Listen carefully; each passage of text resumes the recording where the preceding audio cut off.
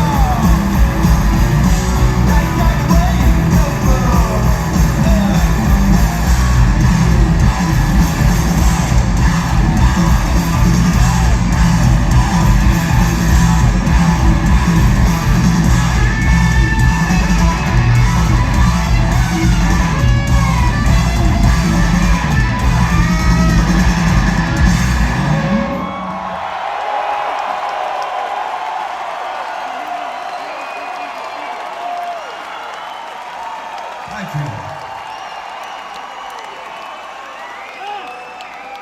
I didn't drink more vodka after that.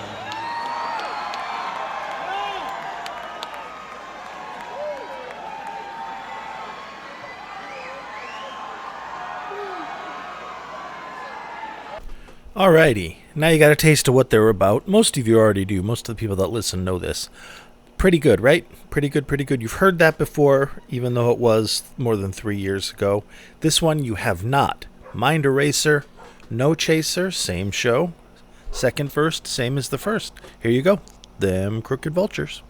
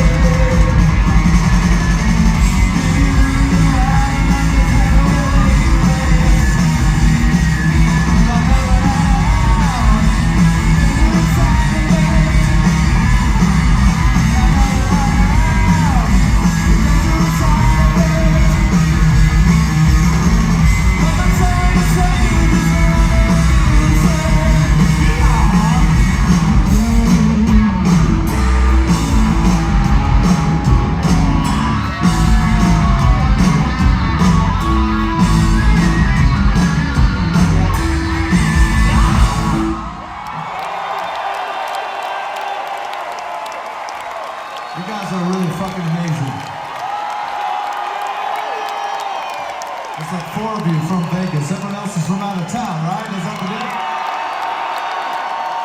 We're here to make a memory. Is that right? Yeah, you're fucking doing it, okay?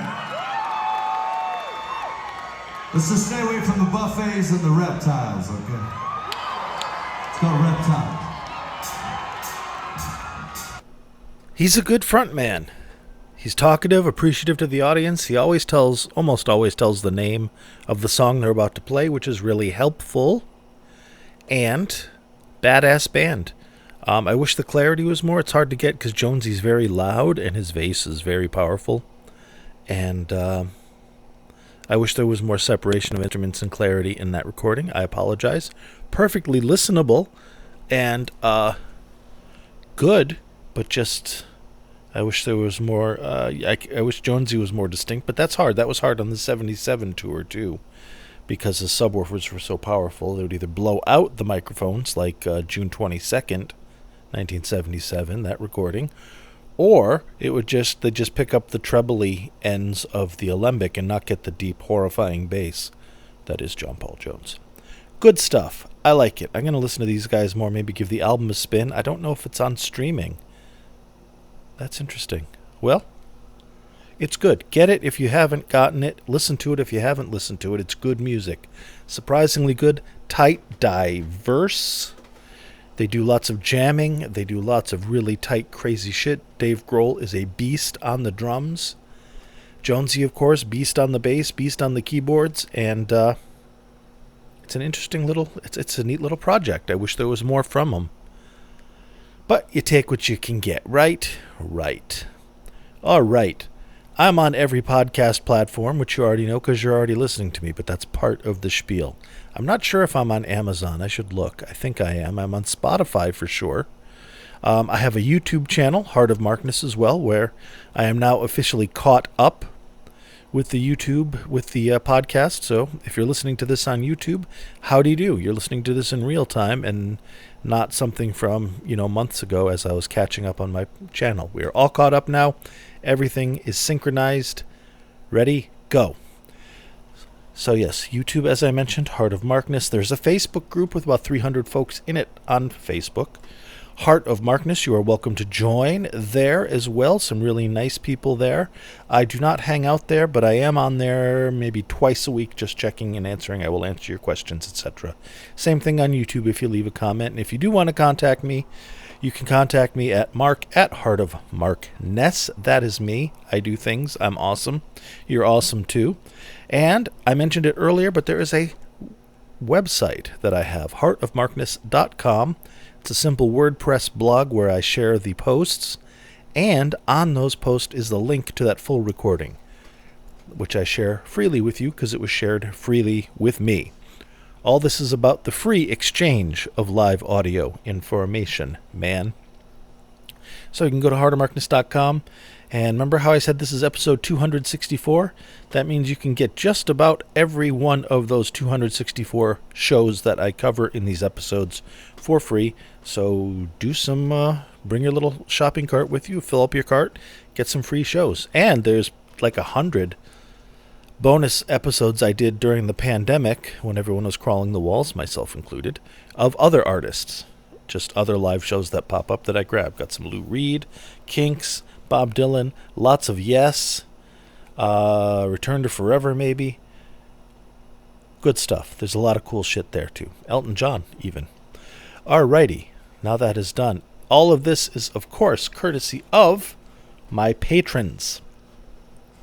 I have a nice patron recording I'm doing right after this of a fresh recording of, or a fresh release of, the Arms concert in LA on December 5th, 1983. Not the Millard recording, but a different one. Still sounds incredible. Incredible sounding. That's going up today. I did a lot of John Paul Jones solo stuff from this year at the Big Ears Fest. His solo set, which I did with you guys too, and his show with Thurston Moore. He did a set with Thurston Moore and a set with Sons of Chipotle. The patrons get that. You don't. Because they're better than you, because they give me money. That's just how it is. If you want to be in that number, patreon.com/heartofmarkness is where you go to check it out. Get some new shows, interesting shit for yourself, etc., etc. And these are currently the titans upon whose shoulders rests this humble yet mighty podcast. A Laurel and Hardy handshake go out to Keith and Tilda, Steve, George, Big Ed, Kenny, John from West Footscray, Picard, who is at the same Jimmy Page Outrider show as myself. That was great. That's cool sharing memories from that and getting independent confirmation that, yes, it was as awesome as I remember. Rob from Melbourne, Australia. Wayne, Brad, Dan, Yell, Tracy, Other, and Superlative David, Bonzo Billy, and Mimo. Thank you, my friends. Thank you, thank you, thank you for sticking with me. I love you all, and you make this all possible. All right, back to the show. Got one more for you. Wow, Mark, you're just flying through this, aren't you? Well, I don't have a lot to talk about with them Crooked Vultures. They're a project that's really cool, but I don't have any inside dirt. I know as much as you guys, and, so I don't have much to share other than the great gift of music. Well, you're talking a fuck of a lot if you don't have a lot to share. First of all, kiss my ass. And second of all, you're right. I will now cease talking and go back to playing. This is their set closer, Warsaw. And this is, about 12 minutes, 13 minutes long, I think. Maybe only 10. I don't know. Great song, great band, great Scott. Here you go.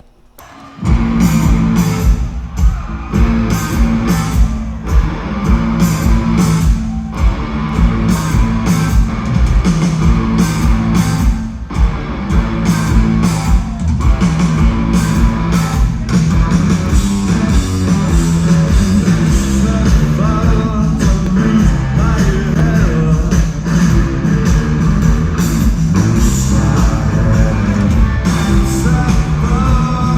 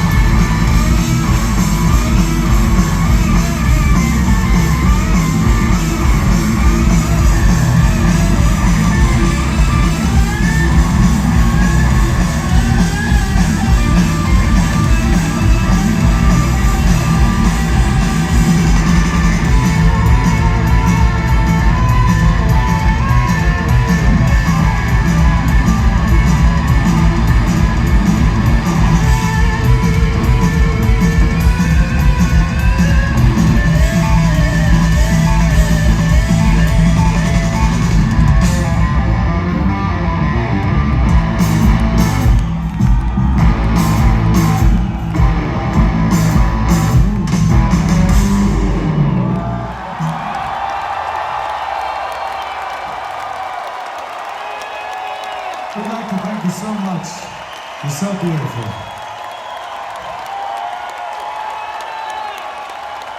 We hope you had a night you'll never remember. And there you have it. We hope you have a night you'll never remember. That's funny. I don't know. I'm 56 now, so I don't go into that sex, drugs, and rock and roll stuff as hard as I used to. But, yeah, good band. I want to hear more from them. I think I'm going to try. I'm going to have my feelers out. And if I can find another show with some better instrument separation, which is hard because that big, fat, deep bass just washes over everything. Omnidirectional, you know. I will try. Otherwise, you will hear from me again next Sunday, inshallah, with another Led Zeppelin podcast. Probably a Led Zeppelin show this time. Shouldn't go too long without playing non-Led Zeppelin, even though I did last week. So, hope you like it. Hope you listened. Go to patreon.com/heartofmarkness. See if there's anything there that interests you. Or, yeah, I'll see you later. Thanks for listening. Be good to yourselves and each other. Adios.